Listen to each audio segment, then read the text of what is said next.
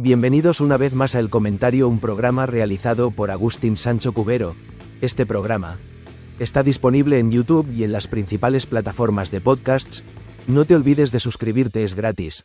A continuación empezamos el programa. Hoy es 22 de diciembre. Y, en gran parte del mundo, si miras por la ventana, el ambiente es... Es inconfundible. Totalmente. Luces, preparativos. Eso es, una especie de zumbido colectivo que anuncia la Navidad. Da la sensación de ser una celebración global, casi un sistema operativo que se instala a finales de año. Es una imagen muy potente, sí. La cultura pop y, sobre todo el comercio, la han convertido en un fenómeno de exportación masiva. A veces parece que el mundo entero se detiene para cantar villancicos. Justo. Pero la pregunta que nos planteamos hoy, a raíz de los materiales que hemos analizado, es ¿de verdad se detiene el mundo entero? Buena pregunta. Porque resulta que para cientos de millones de personas, el 25 de diciembre es, simple y llanamente, un martes. Un día más en el calendario. Exacto. Hoy vamos a explorar esos lugares donde la Navidad no se celebra, está prohibida o directamente es un concepto ajeno. Vale, vamos a desgranar esto y a descubrir por qué. Me parece un ejercicio fascinante, porque la forma en que una sociedad gestiona o ignora una festividad tan cargada de simbolismo como la Navidad, nos dice muchísimo sobre ella. Ah, sí. Sí, es casi un test de Rorschach cultural. Un test de Rorschach. Me gusta. Pues empecemos por la razón más evidente que encontramos, la religión de Estado como un factor determinante. Claro. Y el primer caso que salta a la vista, pues es Arabia Saudí. Allí la Navidad oficialmente no existe en el calendario. Claro, y es tentador verlo solo como una prohibición, pero creo que es más útil analizarlo como una defensa activa de la esfera pública. ¿A qué te refieres con defensa activa? Pues que el país se rige por una interpretación muy estricta del Islam y la política de Estado busca mantener una identidad visual y cultural coherente en la calle, ¿sabes? No es tanto un movimiento anti-Navidad como un pro-identidad saudí. O sea que el problema no es la celebración en sí misma, sino su visibilidad. Exactamente. Por eso no se permiten árboles de Navidad, ni luces, ni cualquier símbolo cristiano en espacios públicos. Ya. Durante años incluso la venta de adornos estaba muy perseguida. Ahora parece que se hace un poco la vista gorra, pero siempre con la condición de que todo ocurra de puertas para adentro. En el ámbito privado. En el ámbito privado de las casas o en los complejos residenciales de expatriados, se traza una línea muy clara entre lo público y lo privado. Entendido. Pero este modelo de en casa sí, en la calle no es el único. Nos encontramos con el caso de Somalia, que está, en otro nivel de intensidad. Sí, el contexto somalí es mucho más drástico. Allí el gobierno ha llegado a prohibir explícitamente las celebraciones. Sí. Ahí la prohibición no solo busca preservar una identidad, sino que se enmarca en un conflicto ideológico y religioso muy tenso, con una fuerte influencia de grupos extremistas. Claro. La Navidad se percibe como una costumbre occidental y cristiana, y por tanto como una influencia cultural externa que se considera potencialmente desestabilizadora.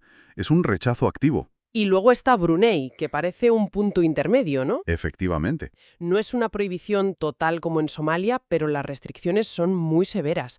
Y hay un detalle que es tremendo. Poner adornos o incluso cantar villancicos en público puede acarrear multas y hasta penas de cárcel. Aquí es donde se ve muy bien la diferencia entre conceptos. Para entenderlo mejor, es la diferencia entre que el ayuntamiento te prohíba tener un perro en la ciudad. Prohibición total. Prohibición total como en Somalia. Y que te exija llevarlo siempre con correa y bozal en el parque. ¿Una regulación estricta? Exacto. Una regulación estricta del espacio público, como en Brunei. El perro existe, se tolera en privado, pero su visibilidad y comportamiento en la vida comunitaria están férreamente controlados. Qué buena analogía. Y ya con estos primeros ejemplos empezamos a ver un patrón, ¿no? Lo que decías del test de Rorschach. Totalmente. La forma en que un país trata la Navidad, si la ignora, la regula o la prohíbe, funciona casi como un espejo de su estructura de poder y su identidad nacional. Has dado en el clavo. Cada modelo nos cuenta una historia distinta sobre las prioridades de ese Estado. La cohesión religiosa, el miedo a la influencia externa o, simplemente, el control del espacio social. Vale, entonces tenemos este modelo basado en la, digamos, pureza religiosa del espacio público. Pero, ¿qué pasa cuando la Navidad no compite con otra religión, sino con la ideología del propio Estado? Bueno. Porque ahí entramos en un terreno que pone los pelos de punta. Y el ejemplo paradigmático es sin lugar a dudas Corea del Norte. es que es de otra dimensión. Allí, la supresión de la Navidad no tiene que ver con el Islam ni con el budismo. Para nada. El motivo es puramente político. El régimen de los Kim ha construido un culto a la personalidad del líder que funciona en la práctica como una religión de Estado secular. Exacto. La lealtad, la devoción, el calendario festivo, todo gira en torno a la familia gobernante. Y en un sistema así, cualquier otra fuente de lealtad o de celebración comunitaria se considera una amenaza directa. Se considera un competidor ideológico. No es algo ajeno, es un rival. La Navidad propone una figura de devoción, Jesucristo, y un sentido de comunidad que no están controlados por el partido. Una competencia, literalmente. De hecho, celebrar la Navidad en Corea del Norte puede acarrear consecuencias brutales, como ser enviado a un campo de trabajo. Es tremendo. Para la inmensa mayoría de la gente, el 25 de diciembre es un día que no tiene absolutamente ningún significado. No es que no lo celebren, es que el concepto mismo ha sido borrado del imaginario colectivo. Si conectamos esto con el panorama general de los regímenes totalitarios a lo largo de la historia, vemos que es un patrón clásico. ¿En qué sentido? Buscan monopolizar no solo el poder, sino también el sentido de la vida, los rituales y la lealtad emocional de la gente. Una celebración como la Navidad crea un espacio mental y comunitario propio, con sus símbolos, sus narrativas. ¿Que escapa al control del Estado? Precisamente, por eso no se regula, se aniquila. Es una lucha por el corazón y la mente de la población. Es que cuesta hasta imaginarlo. Pensar que algo tan trivial para nosotros como poner un espumillón en la puerta te pueda llevar a la cárcel. Es vertiginoso. Desde luego. Pero no todos los casos son tan extremos. También hemos encontrado modelos de coexistencia que son muy reveladores. Y aquí hay un caso lleno de matices. Irán. Sí, a primera vista uno podría meterlo en el mismo saco que Arabia Saudí, pero la realidad es mucho más compleja y en cierto modo sorprendente. Muchísimo más. En Irán, la Navidad no es una fiesta nacional, claro. No vas a ver las calles de Teherán decoradas. No. Sin embargo, y aquí está el quid de la cuestión, las comunidades cristianas históricas, como los armenios o los asirios, que llevan siglos viviendo allí, ¿Que son parte del país? tienen reconocido el derecho a celebrarla. Y lo hacen en sus iglesias y en sus casas. Incluso se ven árboles de Navidad en los escaparates de algunos barrios con mayoría cristiana. Esto nos plantea una pregunta importante. ¿Qué nos dice este modelo sobre la sociedad iraní? A ver. Lo que revela es una política de compartimentación. No hay un reconocimiento a nivel estatal, no se integra en la identidad nacional persa y chií, pero sí existe una tolerancia y protección hacia minorías religiosas que se consideran autóctonas. ¿Que son parte de la historia del país? Eso es. ¿Y esa tolerancia tiene raíces profundas o es una política más reciente? Buena pregunta. Tiene raíces muy profundas. El concepto de proteger a las gentes del libro, cristianos y judíos, tiene una larga tradición en el Islam, aunque su aplicación ha variado enormemente.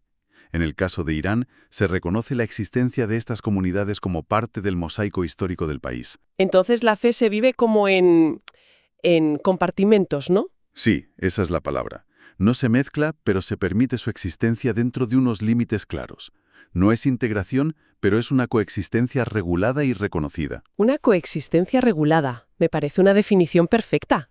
Y en el otro extremo del espectro de la no celebración, nos encontramos un caso donde la Navidad, más que prohibida, es simplemente inexistente en la práctica. Afganistán. Aquí la situación es la suma de varios factores que crean una tormenta perfecta. Sí, por un lado está el factor demográfico. El país es casi en su totalidad musulmán suní, La población cristiana local es prácticamente nula. con lo cual no hay una base social que demande o sostenga esa celebración.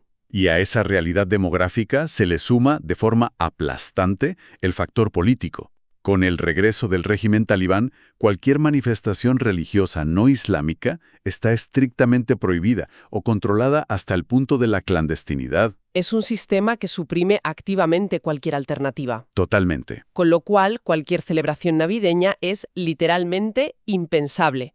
No hay comunidad que la celebre y el régimen se asegura de que ni siquiera pueda surgir la idea. Exacto. La ausencia de la Navidad en Afganistán no es tanto la prohibición de algo que pugna por existir, como la constatación de que no tiene espacio para nacer, ni social ni políticamente. Es un vacío. ¡Uf, qué recorrido! Cuando juntas todas estas piezas, Arabia Saudí, Corea del Norte, Irán, Afganistán, la imagen que emerge es que la no Navidad no es una sola cosa. No, para nada. Son muchas realidades distintas con razones muy diferentes. Desde luego, hemos visto que la ausencia puede deberse a una política de identidad religiosa que regula el espacio público, como en Arabia Saudí. O puede ser el resultado de un control ideológico totalitario que ve la religión como una amenaza, como en Corea del Norte. También hemos visto ese modelo de tolerancia selectiva, de compartimentos, donde se permite a minorías históricas su celebración privada, como en Irán. Y finalmente, casos como Afganistán, donde la demografía y un régimen represivo se combinan para hacer la celebración simplemente una imposibilidad fáctica. La conclusión principal es clara. La Navidad, a pesar de esa apariencia de dominio cultural global que comentábamos al principio, está lejísimos de ser universal. Lejísimos. Y su presencia o ausencia nunca es un hecho trivial, es un indicador potentísimo. El espejo del que hablabas al principio. Exactamente. Es un espejo que nos devuelve el reflejo del contexto histórico, político y cultural de una sociedad. Nos cuenta cómo ese país gestiona la diversidad, qué identidad quiere proyectar y, sobre todo, qué tipo de lealtades considera aceptables. ¿Y cuáles considera peligrosas? Eso es. Cierra perfectamente el círculo. Como una tradición que para medio mundo es sinónimo de fiesta y familia, para la otra mitad puede ser algo ajeno, algo vigilado o directamente un acto de disidencia ilegal. Un análisis que, la verdad, te obliga a mirar el calendario de otra manera. Es un recordatorio de que nuestra normalidad raramente es la norma global.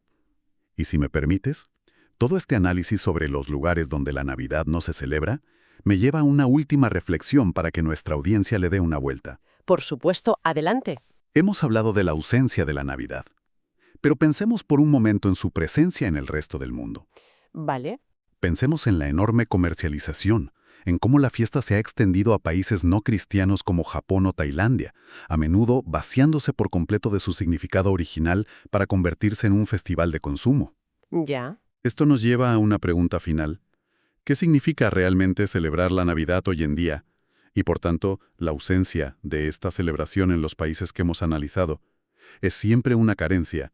¿O es en muchos casos simplemente la afirmación de una identidad cultural y unas festividades propias que tienen el mismo o incluso más valor para su gente? Hasta aquí esta edición del programa del comentario, un programa realizado por Agustín Sancho Cubero. Este programa está disponible en YouTube y en las principales plataformas de podcasts. Hasta la próxima edición del programa. Muchas gracias. Dirección y realización Agustín Sancho Cubero.